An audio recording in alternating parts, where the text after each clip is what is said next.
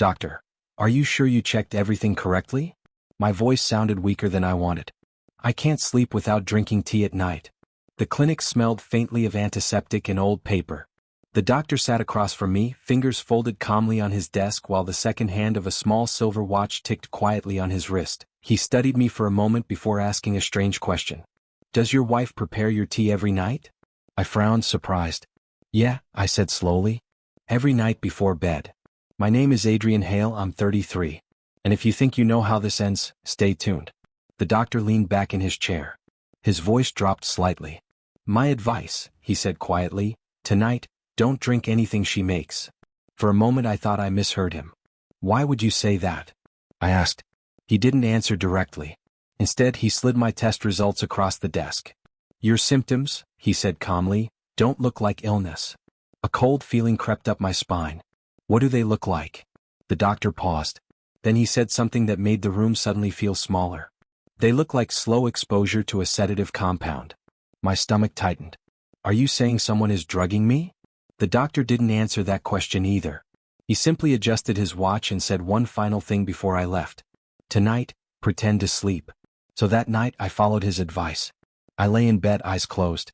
And when I saw what my wife did with my tea, my blood ran cold. I kept my breathing slow. Even the way people breathe when they're deeply asleep. Beside me, the bedroom lamp clicked off. The room fell into darkness except for the faint glow from the hallway night light spilling under the door. A few minutes passed. Then I heard the sound I had been waiting for. The soft clink of porcelain. Claire entered the room carrying the familiar white teacup she brought every night. The smell of chamomile drifted through the air, sweet, calming, almost comforting. Almost. I kept my eyes barely closed. Through my lashes I watched her place the cup on the nightstand. Normally she would wake me gently. Adrian, your tea. But tonight she didn't say a word. Instead she stood there, watching me. The silence stretched longer than it should have. Then she reached into the pocket of her robe. My heart started pounding. She pulled out a small amber bottle. Not medicine from our cabinet. Something else. She unscrewed the lid slowly, glancing toward my face again to make sure I was still asleep.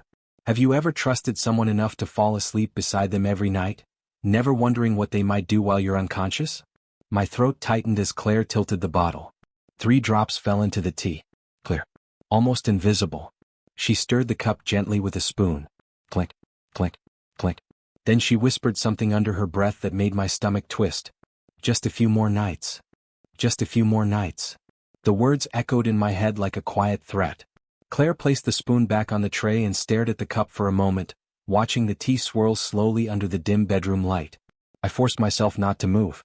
Not to react. The soft ticking of the bedside clock filled the silence. Tick, tick, tick. Claire leaned closer to the bed. For a second I thought she might touch my face, check if I was really asleep. Instead she whispered something else. After that, everything will finally be mine. My chest tightened. Mine. What exactly did she mean by that? She picked up the cup again and held it near my nightstand like she always did, careful not to spill a drop.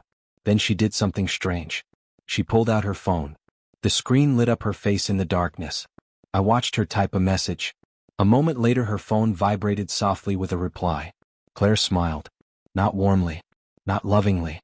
The kind of smile people make when a plan is working exactly the way they hoped.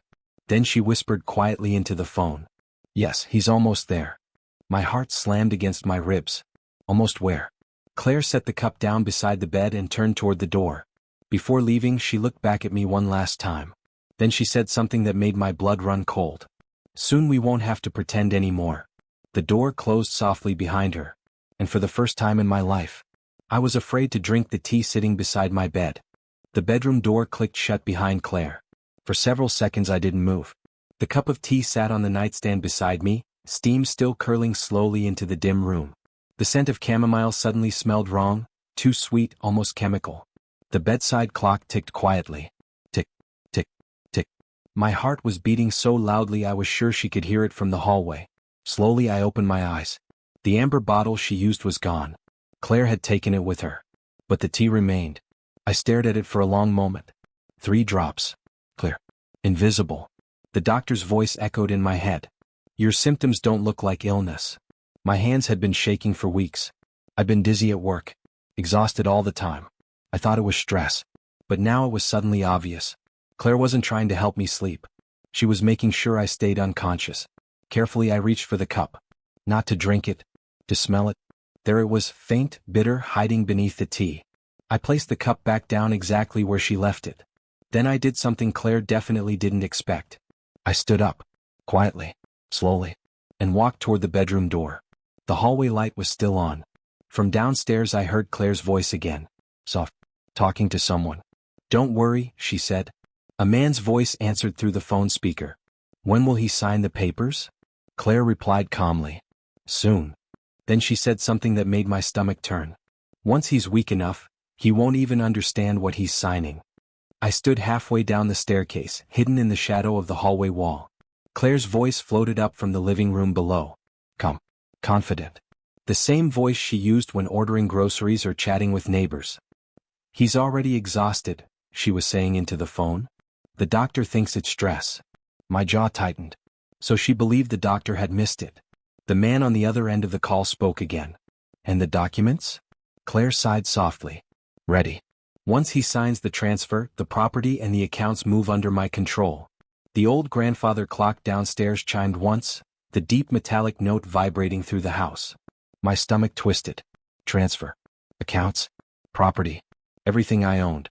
I leaned forward slightly and could finally see her.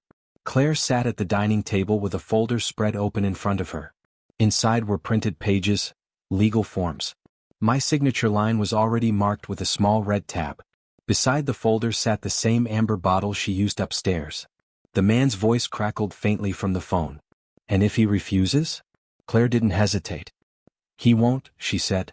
"But if he does?" She picked up the bottle and gently tapped it against the table. Tap, tap, tap. "There are other ways to make him cooperate." My pulse pounded in my ears. Claire leaned back in her chair and said one final thing that made the room feel colder. "Either way, by next week, Adrian Hale won't be a problem anymore." I stayed frozen on the staircase long after Claire ended the call. The grandfather clock in the living room kept ticking, deep, steady, like a quiet witness to everything that had just been said. Tick, tick, tick. Claire gathered the documents into the folder and closed it neatly. She moved with the calm efficiency of someone who believed the plan was already finished. She picked up the amber bottle and slipped it back into her robe pocket. Then she turned off the kitchen light and walked upstairs. Toward the bedroom. Toward me. I moved quickly but quietly, stepping back into the room and sliding into bed just seconds before the door opened. Claire entered softly. She glanced at me. Still asleep. Satisfied, she walked to the nightstand and picked up the teacup. My stomach tightened. The cup was empty. I had poured it into the sink earlier. Claire frowned. "That's strange," she murmured. Then she smiled. A slow, satisfied smile. "Well, good," she whispered. "You finally drank it." She leaned down and kissed my forehead gently. "Sleep well, Adrian." After she left the room again, I waited until the house went silent. Then I reached for my phone under the pillow. Earlier that evening, right after leaving the doctor's office, I had called someone. Not the police. A lawyer. Because the folder I saw downstairs? It wasn't the only paperwork waiting to be signed tomorrow morning. Morning sunlight slipped through the curtains, pale and quiet. Claire was already in the kitchen when I walked downstairs. The smell of fresh coffee filled the house, and for a moment everything looked perfectly normal. The breakfast table set neatly, the grandfather clock ticking calmly in the corner. Claire smiled when she saw me. "You're up early," she said. "I slept well." "Good," she replied, pouring coffee into a mug. "You looked exhausted yesterday." I nodded slowly and sat across from her. On the table was the same folder of documents I had seen the night before. Claire slid it toward me. "There's just some paperwork the bank needs," she said casually. "It'll help simplify things for us." I opened the folder. Property transfers. Account authorizations. Everything signed over to her. Claire placed a pen beside the papers.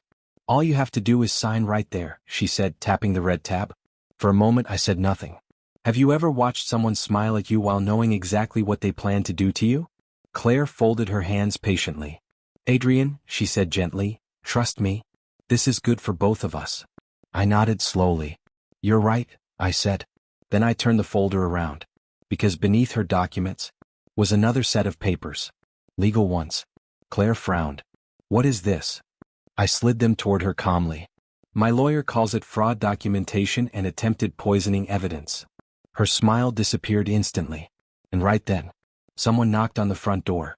The knock at the door was calm. Not loud. Not rushed. Just 3 steady taps that echoed through the quiet morning. Claire didn't move. Her eyes were locked on the papers in front of her, the ones my lawyer prepared overnight. The documents included everything: the lab results from the doctor, the video I recorded of her adding drops to my tea, and the recording of the phone call I overheard from the staircase. The grandfather clock ticked slowly behind us. Tick, tick, tick. "Adrian," she whispered, her voice thinner now, "you're misunderstanding all of this." I didn't answer. The knock came again. Claire looked toward the door, then back at me. "You wouldn't actually do this," she said. "We're married." I slid the folder toward her. "Exactly," I replied quietly. "Which is why I gave you the chance to stop." Her hands trembled slightly as she opened the evidence pages. The printed transcript of her conversation was highlighted in yellow. "By next week, Adrian Hale won't be a problem anymore." The third knock came. This time the door opened. 2 officers stepped inside, followed by a man in a gray suit, my lawyer.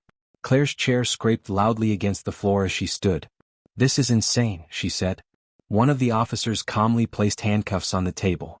"Claire Hale," he said, "you're under arrest for attempted poisoning and fraud." The clock ticked again. And for the first time in weeks, I finally slept peacefully that night.